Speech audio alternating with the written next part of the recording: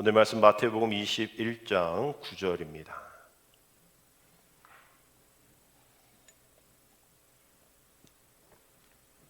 마태복음 21장 9절 함께 읽습니다.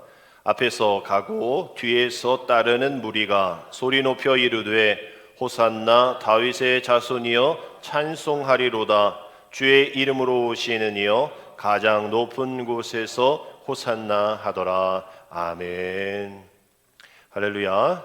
오늘은 사순절의 마지막 주간인 우리 종려 주일이고 고난 주일이면서 내일부터 고난 주간이 시작이 되어지는 주일입니다. 우리 종려 주일은 예수님께서 예루살렘 입성하실 때에 이스라엘 백성들이 우리 종려나무 가지를 흔들고 우리 주님을 맞았다라는 것을 기념하는 것을 이렇게 알리는 기념 주일인 것이죠. 내일부터 이제 고난 주간이 시작이 되어서 우리 매일매일의 묵상을 통해서 그날 주님이 하신 그 일들을 묵상하면서 새벽에 말씀으로 함께 나갈 겁니다. 또 나눠드린 그 묵상 또 QR코드를 찍으면 다 영상으로 나오니까요. 여러분들이 한 주 동안 다른 많은 바쁨이 있고 많은 또 스케줄이 있다 할지라도 이번 한 주간은 이 고난 주간을 생각하면서 절제하시고 또 금식도 하시고 또 사순절 또 우유정통을 통해서 선교하시는 마음의 준비를 통하여서 우리 사순절이 이제 마무리하는 40일의 대장정이 이제 맞춰지는, 그래서 다시 부활의 주님을 기쁨으로 맞이할 수 있는 우리 주간이 되어질 수 있도록 이번 한 주는 정말 은혜 가운데에 묵상하면서 나아가는 주님의 희생을 생각하며 희생의 삶을 살아가는 한 주가 되어지기를 주님으로 축복합니다. 우리 예루살렘의 입성에 대한 말씀은 사복음서 안에 다 나와 있습니다. 그만큼 중요한 예수 그리스도의 십자가의 여정 가운데 중요한 시작을 가지고 있다는 의미가 있는 것이죠. 그래서 예수님께서 예루살렘 입성하실 때에 타신 것이 큰 또 화려한 군마가 아니라 아주 조그마한 어린 나귀 새끼였죠. 세상의 왕의 입성과 정말 다른 퍼레이드와 다른 퍼포먼스와 다른 모습으로 나아갑니다. 성대한 행렬도 없어요. 화려한 병거도 없습니다. 웅장한 백마도 아닌 보잘것없는 어린 나귀를 타고 오셨기 때문에 뭐야 이거 별거 아니네 라고 이야기할 수 있겠지만 말씀을 알고 또 예언의 말씀을 늘 묵상하는 사람은 그 주님의 모습을 보면서 딱 한 가지를 알아차렸을 거예요. 아, 이게 그 말씀이구나. 우리가 잘 아는 스가랴 9장 9절의 말씀인 것이죠. 우리 함께 읽겠습니다. 시온에 따라 크게 기뻐할지어다. 예루살렘에 따라 즐거이 부를지어다. 보라, 내 왕이 내게 임하시나니 그는 공의로우시며 구원을 베푸시며 겸손하여서 나귀를 타시나니 나귀의 작은 것 곧 나귀 새끼니라. 아멘. 그 말씀을 아는 사람들은 우리의 왕이 임하시는구나. 여기 그렇게 되어 있잖아요. 내 왕이 내게 임하리니 그는 나귀를 타고 겸손하셔서 나귀를 타시고 나귀의 작은 것고 나귀 또 그 새끼다라고 얘기를 하고 있는 그 말씀을 이루시는 거죠. 그저 몇 개월 된 나귀 그 연령을 얘기하는 게 아닙니다. 이 나귀 새끼라는 이 단어가 헬라어로 프롤론이라는 단어를 쓰는데 그저 몇 개월 된 요거를 정의하는 게 아니라 한 번도 멍에를 매지 않은 그런 어린 짐승을 뜻하거든요. 이 얘기는 구약의 율법에 예수님 하나님께 제사를 드릴 때 거룩한 제물을 드릴 때에는 거룩한 그 제물이기 때문에 사람의 손을 타지 않아야 될 그런 것들을 하나님께 드려야 되거든요. 그러니까 지금 주님이 종려주일에 만왕의 왕 되신 주님께서 지금 어떤 거를 하고 있는 겁니까? 내가 하나님 앞에 드리는 온전한 제물입니다 라고 그 어린 나귀 새끼를 타고 가시는 그 모습들이 다 이러한 가장 낮은 곳에까지 내려오셔서 정말 그 구원을 베푸시기 위하여 그 메시아의 예언의 말씀을 이루시기 위하여 우리 가운데 오신 왕이구나, 겸손의 왕이구나라는 것을 알려주시는 그러한 일들인 것이죠. 또 이 나귀를 가지고 오게 한 곳이 또 바베에게 또 벳바게라고 얘기하고 베단이라고도 얘기하는 그곳에서 어린 나귀를 가지고 오게 하셨단 말이에요. 근데 그곳은 예루살렘 같이 화려한 동네가 아닙니다. 이전에 뭐 청계천 복원 하고 막 했을 때 사람들 다 나가라 해가지고 성남으로 다 강제이주 시킨 거 있거든요. 그 성남 가면 지금 막 이렇게 다 언덕입니다. 도로가 잘 안 돼 있어요. 뭐 지금이야 성남 뭐 분당 판교 대단한 지역인데 그 당시 성남 하면 아유 그렇게 쫓겨난 사람들 이야기하듯이 예루살렘 성에서 쫓겨난 사람들이 여기 그 베단이나 벳바게에 살았단 말이죠. 거기에 있었던 나귀를 가지고 오라, 나귀의 새끼를 가지고 오라 하는 그 이야기는 그 가난한 마을에 사람이 키우던 그 가난한 사람의 소유, 그 가난한 사람이 가지고 있었던 나귀의 새끼를 주님 앞에 꺼내오는 그런 일들인 것이죠. 그 일들을 명령을 들었을 때 제자들은 아니 뭐 예수님이 돈을 얼마 주든지 아니면 미리 약속이 돼 있다든지 아니면 뭐 차용증이라도 주어서 가서 가지고 오라라고 하면 그나마 수월할 텐데 그래 가서 주님 쓰시겠다라 이야기하면 줄 거야 라고 얘기하는 거 가지고 그곳으로 간단 말이죠. 앞서 말씀드렸듯이 뭐 여유 있는 그런 동네라면 뭐 저기 있는 거 하나 가져가세요 이럴 텐데 그 하나가 이 사람들의 생업이고 또 앞으로 이걸 통해서 또 자신의 가정을 이끌어야 될 옛날에 우리 뭐 송아지 하나 키우면 뭐 자녀 대학 보내고 막 이런 거가 비슷한 내용인데 그런 곳에 가가지고 그냥 가지고 오라는 거죠. 근데 여기서 이 나귀 주인이 나귀를 지어준 그 근거는 주님께서 쓰시겠다는 그 한마디거든요. 그 주라는 그 단어는 퀴리오스라는 단어를 씁니다. 절대 소유주라는 뜻이죠. 그 당시 황제나 뭐 그런 사람들이 쓰는 거예요. 지금 말하면 건물주인 거예요. 세입자한테 가가지고 건물주가 이렇게 하겠다는데 이렇게 하세요. 뭐 들어야죠 세입자가. 그거랑 동일한 퀴리오스라는 단어를 쓰고 있는 겁니다. 그래서 나귀 주인이 그저 뭐 빌려줍니다가 아닌 거예요. 그냥 주님이 건물주가 또 황제가 또 절대 소유주가 쓰겠다 하라. 그러니까 그것을 아무 말 없이 보내주는 거죠. 뭐 그 주인이 왜 하필 뭐 제 낙입니까? 여러 낙이들이 있는데 그럼 언제 돌려주실 거예요? 뭐 누굴 통해 주실 거예요? 뭐 이러면 손해배상 뭐 감가상각비 주실 겁니까? 이런 거 계산하지 않아요. 낙의 주인도 온전히 순종할 수 있었던 것은 퀴리오스, 내 모든 절대자, 소유자, 내 모든 건물주, 내 황제라는 그 절대적인 분이 쓰시겠다 하니까 그냥 내어드린 겁니다. 이렇게 제자들의 순종과 또 이거 나귀 주인의 순종을 통해서 예루살렘 입성에 대한 퍼즐이 하나씩 맞춰지기 시작한 거예요. 주님이 그러한 모습으로 공생애 동안 낮아짐과 섬김을 통해서 늘 소유가 아닌 누군가에게 빌린 뭐 태어나실 때도 다른 어떤 사람의 집에 낡은 구유에서 태어나셨잖아요. 복음을 전하실 때도 맨날 그 배 타고 뭐 이렇게 뭐 지금 문양 시스템이 없으니까 해변가에 앉아 있는 사람들한테 복음을 전하기 위해서 배를 타시고 거기서 이제 말씀을 전하셨단 말이에요. 그 뭐 동풍이든지 이렇게 스피커 역할을 했겠죠. 그 배도 주님의 소유가 아니에요. 주님은 뭐 배에 몰 수 있는 자격증도 없는 거고 본인 것도 아니에요. 늘 남에게 빌려서 쓰시고 늘 남의 집에서 주무시고 늘 남의 도움을 받는 그런 모습들 속에서 그 주님의 겸손하심이 또 함께 동역하심에 또 그 모든 것의 주인이 주님이심을 보여주는 그런 방법으로 귀한 사명을 감당하셨다는 그런 것을 우리는 보게 됩니다. 그러면서 분명 하실 수 있는 그런 권위와 또 권력이 있음에도 불구하고 그렇게 하지 않으셨다는 거예요. 그런 모든 권위 내려놓고 나귀 등에 올라타신 거죠.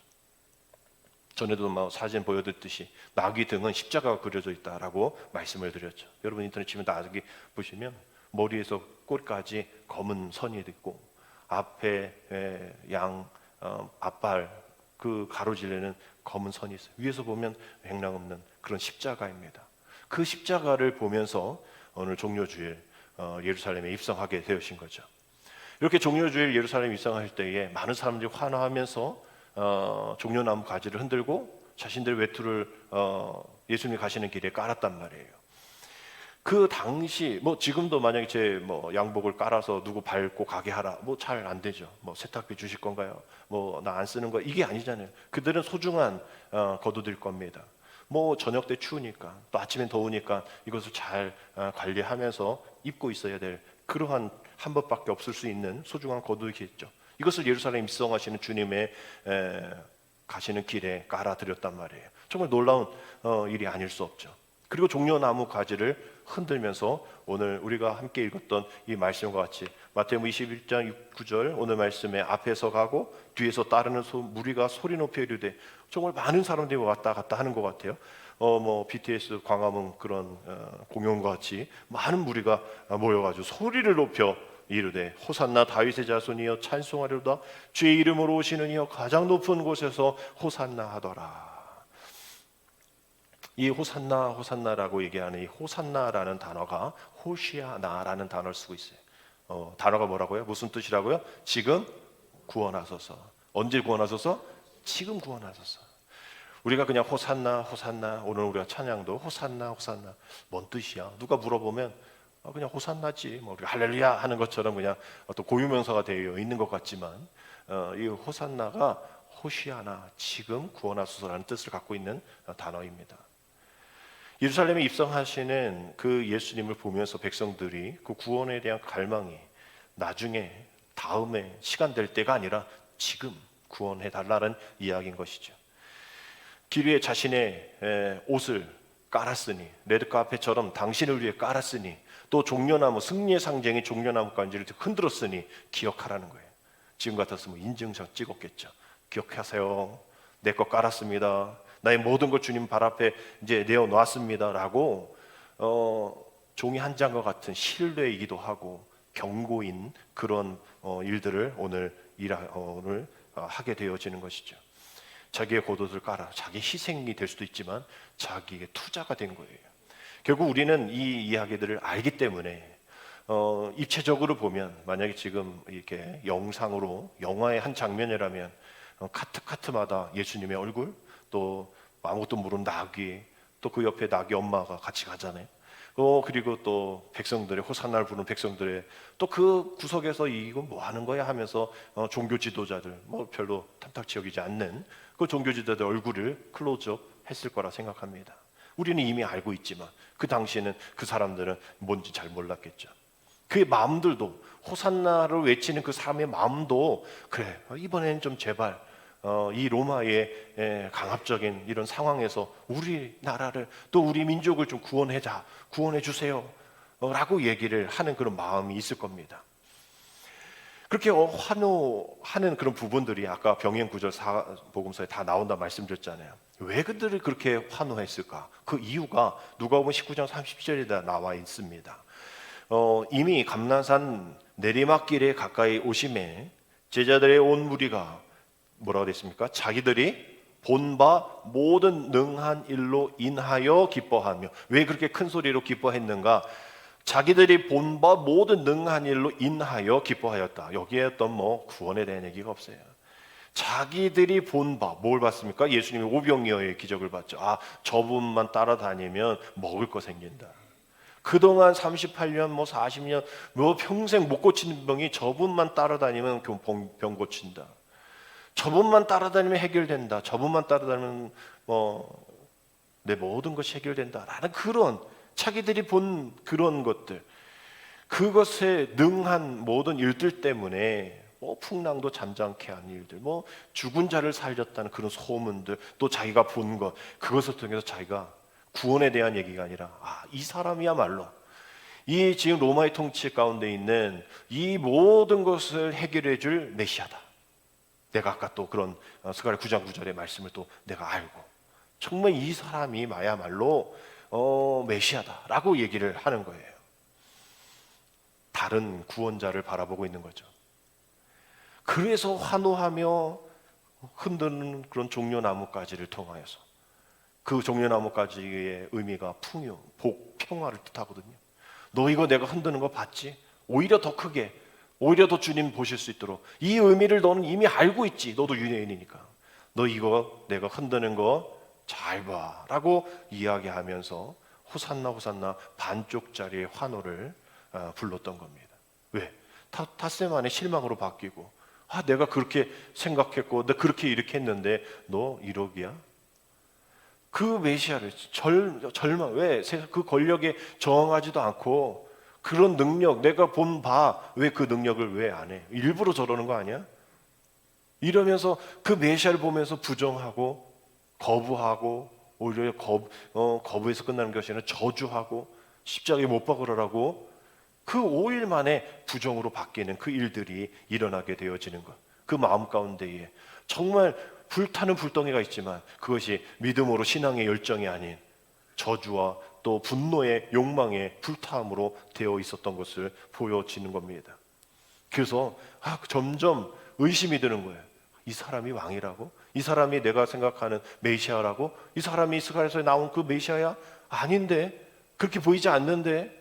내가 생각하는 정복자라면 정말 눈부신 왕금 갑옷을 입고 정말 위험한 그런 장군의 모습으로 나아가야 할 텐데 이건 마치 그저 땀 냄새에 배어있는 그런 옷을 입고 나타나서 그저 지배자 정복자가 아니라 그냥 패배자 같은 모습으로 나아가고 있는데 이게 진짜 우리의 왕이야? 의심을 하게 되어지는 거예요. 결국 주님이 그 모든 모습들을 알고 들어가신 그 예루살렘의 입성은 그들이 원하는 그 왕좌의 찬탈을 위한 행진이 아니었던 겁니다.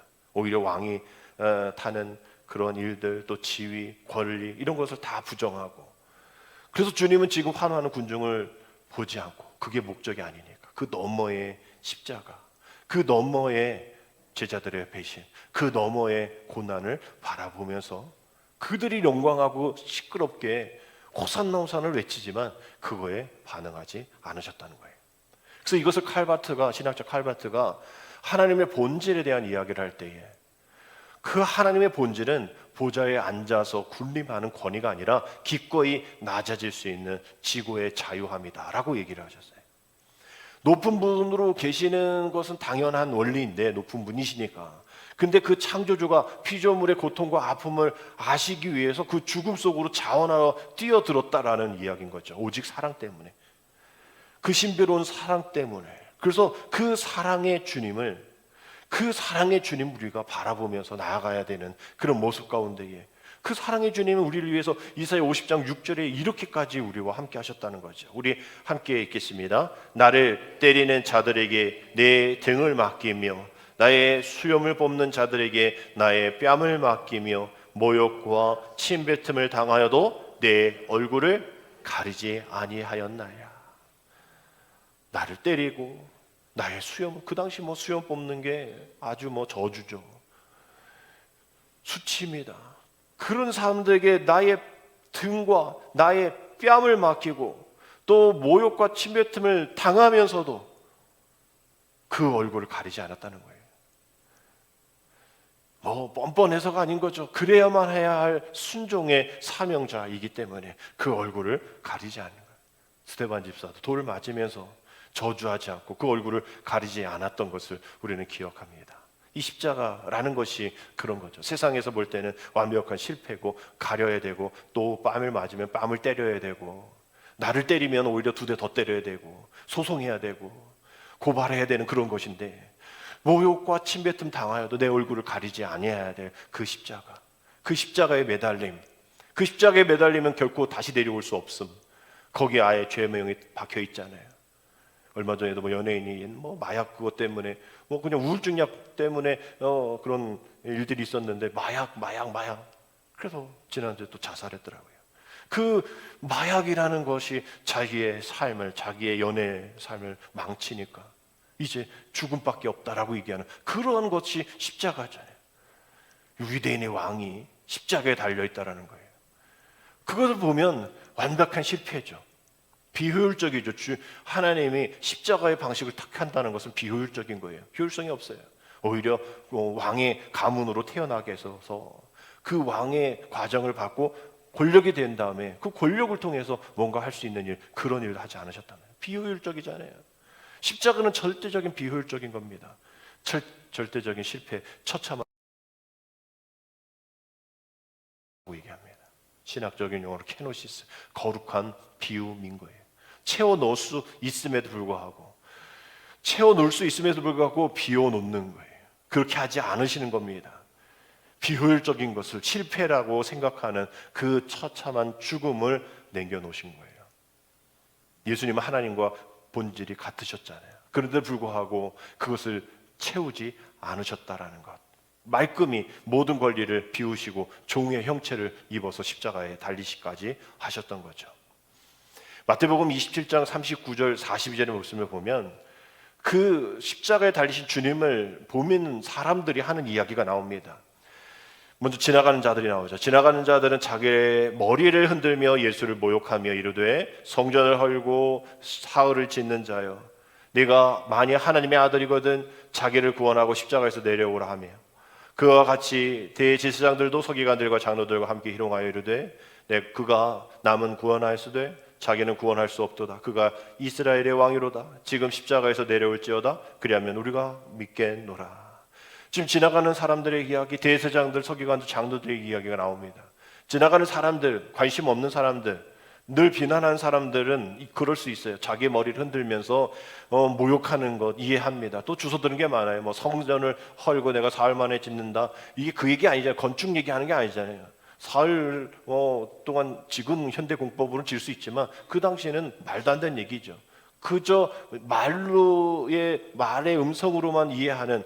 근데 이건 예수님의 몸에 대한, 부활에 대한 이야기를 하는 건데 못 알아듣는 거죠. 뭐 그럴 수 있다 쳐요. 그러면서 또 들은 얘기가 있죠. 하나님의 아들이다. 예수님이 하나님의 아들이라고 얘기하는 거에 그냥 뭐 자기 관심사 아니면 지나가야 되는데 그냥 아들이거든 자기를 구원하고 십자가에서 내려오라.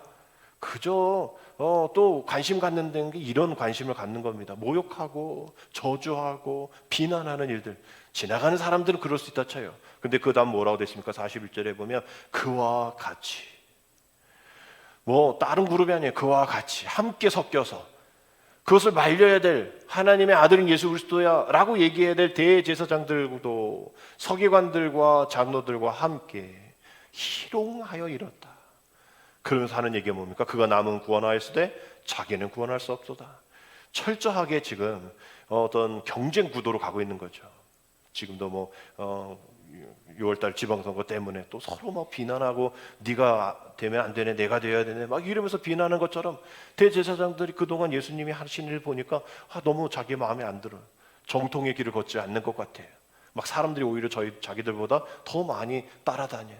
그러니까 비교의식과 경쟁 구도에서 저 사람의 공약은 잘못됐어 라고 얘기하는 거죠. 저 사람은 분명 구원에 대한 얘기를 하는데 그러면 자기도 구원해야지. 그러면 이스라엘 왕이 라고 얘기하는데 그러면 마지막이 아주 중요합니다. 지금 십자가에서 내려올지어다. 그러면 우리가 믿겠노라. 지금 이거 누가 얘기하는 거예요? 제사장들이 얘기하는 거예요. 서기관들, 장로들이 얘기하는 겁니다.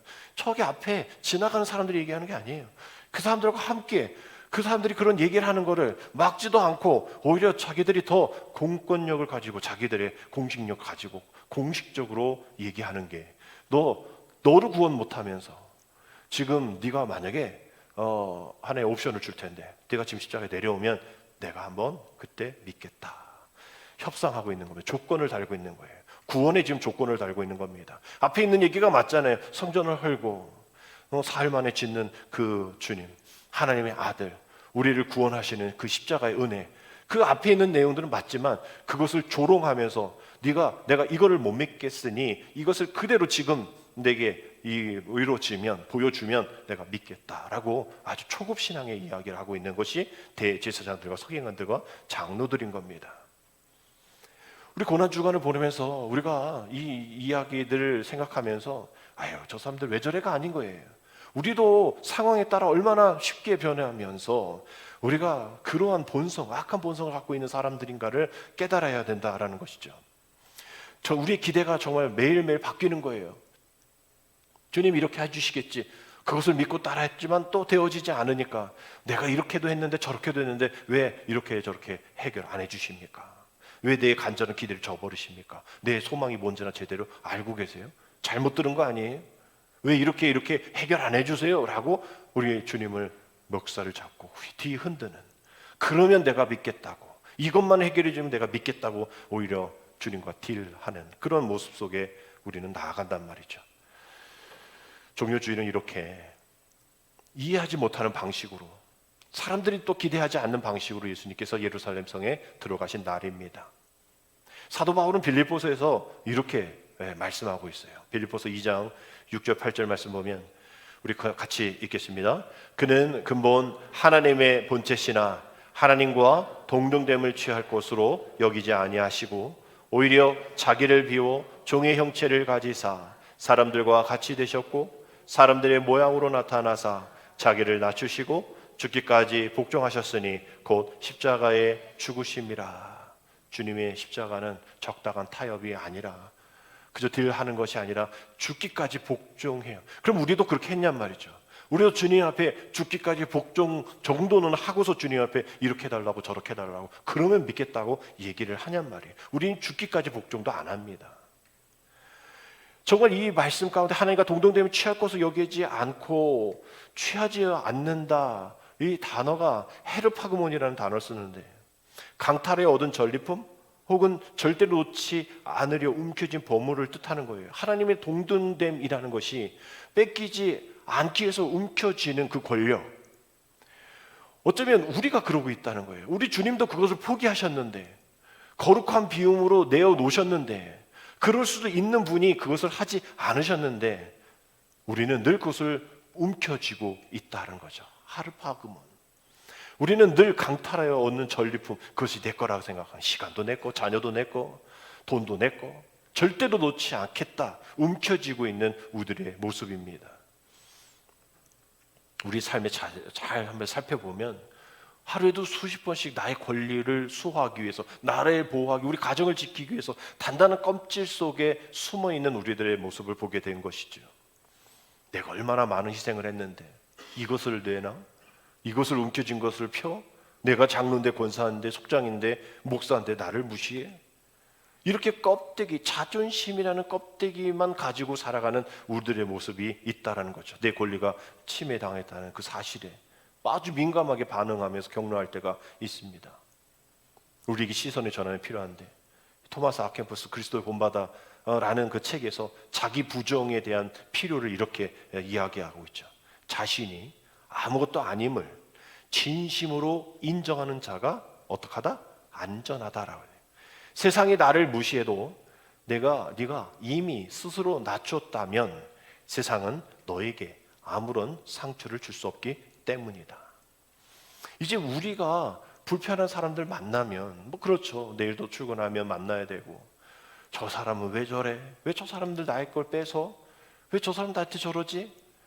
토마스 아켄푸스의 이 그리스도를 본받아 자기의 부정을 우리가 접목시키면 하르파금은 자기 권리의 그 비움을 통해서 그 사람을 바라본다라는 것이죠. 내가 주장할 수 있는 100가지 그 원리가 권리가 있어, 권한이 있어. 내가 그것을 할 수 있어. 그런데 그것을 하지 않는 거예요. 유보하는 겁니다. 내가 분명히 옳아요. 저 사람이 얘기하는 게 맞지 않아. 그래도 내가 너를 사랑할 수밖에 없는 그런 존재가 되었기 때문에 나는 그렇게 할 수 없지만 그와 같이 그보다 더한 죄인인 나를, 원수인 나를 사랑하신 주님이 계셨기 때문에, 주님 나를 그렇게 해주셨기 때문에 내가 그 사랑을 전해야 될 의무가 있어서 그 용기를 통해서 자기 비움, 그것을 하르파그몬을 통해서 내가 가져야 될, 움켜줘야 될 그것을 내어놓고 그 비움의 자리에 주님의 사랑을 넣어 내가 너를 사랑하겠어 라고 이야기할 수 있는 용기가 필요하다는 거죠. 내 권리, 내가 누릴 수 있는, 내가 가질 수 있는 것을 포기할 수 있는 용기. 처음은 힘들겠죠. 어렵겠지만 그리스도의 사랑을 통해서 본질이 보존될 수 있기 위해서는 그러한 자발적인 낮아짐의 선택이 필요하다라는 것이죠. 주님이 그렇게 하셨기 때문에, 주님이 나를 위해서 이 방법을 선택하셨기 때문에 나도 저 사람을 위해서 그 방법을 선택해야 된다는 거죠. 낮아져서 모든 것 내려놔야 하는 것. 주님이 오늘 뚜벅뚜벅 나귀를 타고 예루살렘 입성 그냥 저쪽 그냥 가시는 것이 아니라, 그래서 우리는 내가 누구인가, 호산나만 불렀던 무리인가, 금세 배반했던 무리들인가, 아니면 끝까지 주님과 함께 비록 중간중간에 이상한 짓도 하고 또 실망스러운 일도 저질렀지만 그래도 끝까지 주님과 함께 했던 제자들인가, 우리가 잘 살펴봐야 합니다. 나의 필요와 욕심 또 욕망, 그것을 채워줄 때만 요란하게 외치는 그런 호산나를 부르는 사람, 그런 무리인지, 내가 바라보는 모습이 아닐 때에 금세 변화해서 십자가에 못 박으라고 외치는 무리가 아닌지 우리가 한번 살펴봐야 한다는 것이죠. 우리가 늘 예배하며 찬양하면서 우리는 십자가의 그 은혜 이렇게 얘기하면서도 정말 내가 주님을 십자가에 매달리게 하지 않겠습니다. 베드로처럼 내가 주님을 절대 부인하지 않겠습니다. 말은 하지만 세상을 눈치를 보고 세상의 유혹에 날마다 휩쓸리면서 너무 쉽게 엎어지고 너무 쉽게 내가 움켜쥐고 내가 아무런 해결책이 없을 때에만 그저 급할 때만 주님 찾는 우리의 모습 되어지지 않았을까. 정말 나 같은 죄인 살리신 주님의 은혜 너무나 고마워라고 찬양하지만 그것은 우리의 입술의 고백으로만 끝나고 삶의 실제 행동으로 나아가지는 않고 있는 우리의 모습 속에서 나는 나귀의 주인과 같이 주님이 쓰시겠다 할 때 그 나귀의 줄을 풀어줄 수 있을까? 제자들과 같이 우리의 삶의 존재를 다 주님 앞에 내놓을 수 있는 그런 발 아래 내어놓을 수 있는 순종과 헌신의 삶을 살 수 있을까? 우리 고난주간 함께 기도하면서 결단해야 될 우리의 선택이어야 됩니다. 주님이 우리를 위해서 낮아짐을 통해서 인류를 위해 구원의 문을 여섰다면 이름 없는 순종자들을 찾으실 때에 그 순종의 헌신을 같이 함께 갈 그런 나귀 주인과 같은 제자들과 같은 헌신을 자를 찾으실 때에 우리가 여기 있습니다. 나와 함께하여 주옵소서. 우리가 그런 환호로 주님 앞에 나아가야죠. 이번 종료 주일의 환호 그 너머의 십자가를 바라볼 수 있는 우리들. 그래서 오늘 제목과 같이 그 십자가가 그때 거기 2000여 년 전에 그 사건으로 끝나는 것이 아니라 지금 내 삶 속에 여기에 이것이 현실이고 이것이 예수 그리스도의 십자가의 고난을 기험하는 그런 어떤 그냥 성화 그림 몇천 년 전의 그런 그림이 아니라 지금 내 삶 속에서 움직이고 계신 그 십자가의 은혜가 되어야 한다라는 것이죠. 그런데 왜 우리의 십자가가 이렇게 낯설게 느낄까? 이것은 십자가가 너무 멀리 있어서가 아닌 거죠. 오히려 너무 십자가가 가까이 있기 때문인 겁니다. 홍수에 마실 물이 없듯이 지금 우리가 예배 드릴 곳이 없습니까? 또 매스컴 미디어를 통해서 예배 못 와도 드릴 수 있는 방법이 없어요? 많잖아요. 지금 우리 교회보다 더 큰, 저보다 더 유명한, 더 많이 배우신 분의 설교가 라이브로 방송이 되어지고 그 교회 홈페이지 들어가면 1년 전, 2년 전부터 또 그 아름답고 귀한 말씀들이 있단 말이에요. 우리가 말씀을 못 들을 수가 없는 겁니다. 그러나 안 듣는 거죠. 왜? 너무 가까이 있기 때문에, 너무 쉽게 그 말씀을 접할 수 있기 때문에. 그러나 북한이라든지 또 기독교 박희국교회는 그것을 할 수가 없잖아요. 차단돼 있잖아요. 그것을 가지고 있으면 사형이잖아요. 우리가 지금 그런 상황도 아님에도 불구하고 그것이 멀리 있어서가 아닌 거예요. 너무 가까이 있고 너무나 기회가 선택이 너무나 쉽기 때문에 그 십자가가 우리 삶 가운데에 외면되어지는 겁니다. 너무 많아서 귀하다 생각 안 하니까. 정말 그 십자가가 귀하고 지금 현재 여기에 내면의 깊은 자리에 죄책감과 수치 또 상처와 결핍의 자리 가운데 내려오셔서 우리를 만져주시고 다시 한번 우리를 다듬어 주셔서 이제 내 삶이 비극이 아니다, 이 십자가를 통해서 하나님이 주신 영광이다라고 외칠 수 있는 진정한 호산나를 외칠 수 있는 우리가 되어야 할 텐데 우리는 그저 타협하면서 이러시면 내가 이럴 거고 저러시면 저럴 겁니다. 내가 지금 흔드니까 이 흔들미 이쪽으로 가기도 하고 저쪽으로 가기도 하는 그 흔들미니까 주님 기억하세요. 내 십자가는 좌로 가기도 하고 우로 갈 겁니다. 고정적이지 않습니다. 내가 십자가에 올라갔다가 못 박혔다가 다시 내려올 겁니다. 찍찍입니다. 십자가가 찍찍이가 되어버리는, 뗐다 붙였다 뗐다 붙였다 포스트잇이 되어버리는 그러한 선언이 되어서는 안 된다라는 거죠. 십자가에 못 박혔으면 내려올 수 없고 수치를 당해야 되는 것이고 뒤돌아설 수도 없고 우리가 예약할 수도 있는 것 아니다라는 거예요. 지금 여기에 십자가의 은혜, 사랑, 그 능력, 결단이 있어야 한다라는 것이죠. 오늘 시작하면서 함께 부른 거룩이 능력임이라는 찬양 가사, 우리가 수요일날 배우고 주일날 하는데 이번 수요일에는 없었기 때문에 또 새로운 찬양이어서 좀 힘드실 수도 있는 찬양이지만 피어워십의 찬양이죠. 가사가 이렇게 되어 있습니다. 이게 글씨랑 또 듣는 거랑 좀 달라요. 그냥 들을 때는 그런가 보다 이런데 이게 읽게 되어지면 그 가사 가운데 큰 은혜가 있습니다. 나의 삶은 거룩이라는 것이 능력임을 보여주기 위한 인생이 되어야 하는데 그렇지 못한 자신을 보니까 너무나 힘든 거예요. 그래서 오늘도 기도하며 엎드립니다. 십자가로 가까이 나아가기 위한 작은 노력만으로도 거룩으로 덮여주실 그 주님을 기대하며 나아간다는 것이죠. 내 입술의 모든 말이 변화되는 은혜를 통해서 십자가로 증명되는 거룩의 능력을 보여달라는 기도인 것이죠. 십자가에 사로잡혀 예수의 긍휼, 복음의 언어가 어디에? 이곳에. 복음의 언어가 지금 여기에, 우리 가정에, 우리 교회에, 우리 사업체에, 우리의 모든 상황의 삶의 영역 속에 충만케 되어서 성도들이 하나 되어 예수님의 선한 복음의 능력이 우리의 교회, 사회, 열방 가운데 흘러 넘칠 수 있도록 우리 십자가의 거룩의 능력임을 우리가 보여주자라는 그런 찬양인 것이죠. 십자가의 무게가 하나님의 능력이 정비례하는 거예요. 십자가가 무거우면 무거울수록 우리는 무릎을 꿇어야 합니다. 무거운 걸 쥐고 있는데 장사 아닌 이상은 정말 무거우면 무거울수록 주저앉을 수밖에 없죠. 그것이 세상에서는 뭐 기록으로 역도라든지 이런 거 기록으로는 쳐주지 않지만 우리 믿음의 사람은 십자가의 무거움을 알고 무릎을 더 꿇어야 하는 거예요. 내 십자가 가볍지 않다라는 것을 안다면 무릎을 꿇어야 된다는 것이죠. 왜 우리가 무릎을 꿇지 않습니까? 앞서 말씀드린 것처럼 십자가가 너무 가벼워요. 너무 일상이에요. 귀하지 않아요. 내 주변에 너무 많아요. 여기저기 있습니다. 십자가의 목걸이도 하고 십자가의 장식품도 많아요. 집에 여러분들 십자가의 장식물 또 있을 겁니다. 그러나 그 십자가로 살지 않다라는 거죠. 그 십자가의 무게로 무릎 꿇지 않는다라는 거예요. 십자가가 능력임에도 불구하고. 그래서 거룩이 능력이 되어지기를 위해서 보여줘야 된다는 거예요. 언제? 지금 이곳에. 복음의 언어가, 십자가의 긍휼이, 나를 위해 살신 주님의 은혜가 지금 여기 있다라는 것을 보여줄 수 있기 위해서 내가 지금 무릎 꿇어야 한다라는 겁니다.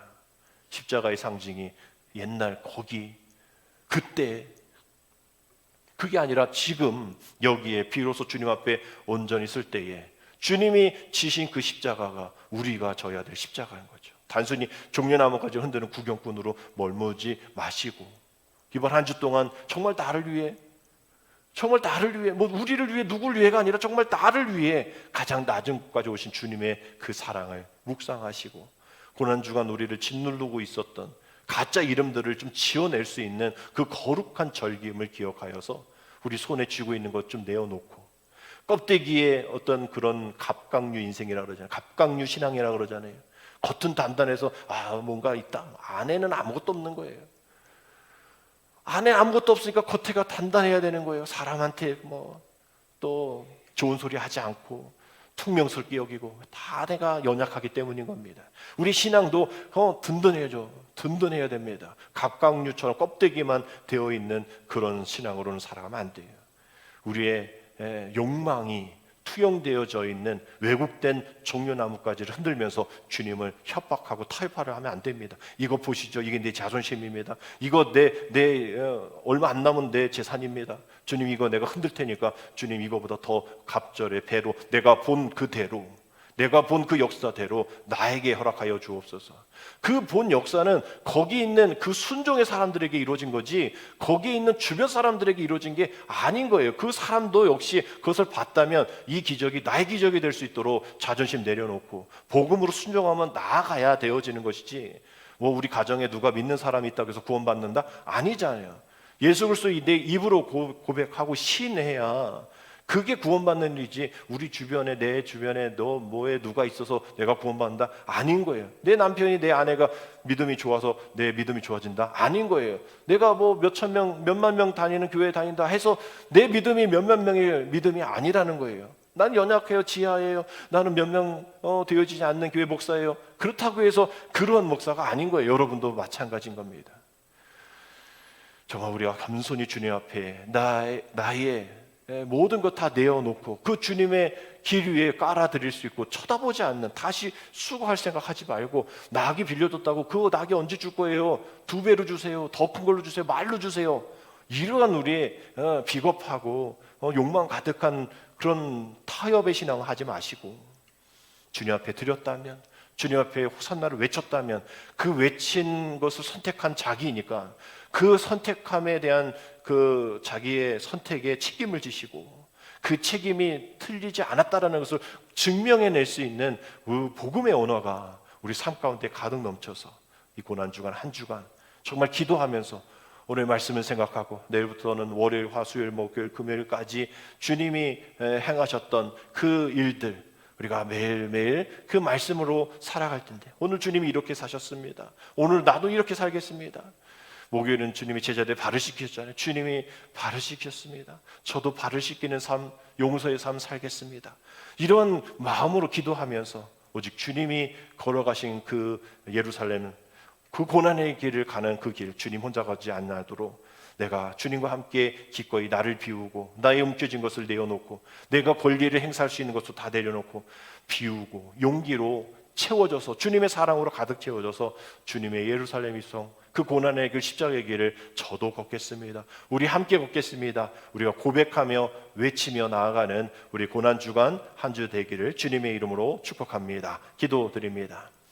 사랑과 겸손의 본체이신 하나님, 오늘 종려주일을 맞아 우리를 두르고 있던 허영과 교만의 껍데기를 십자가 앞에 내려놓게 하여 주옵소서.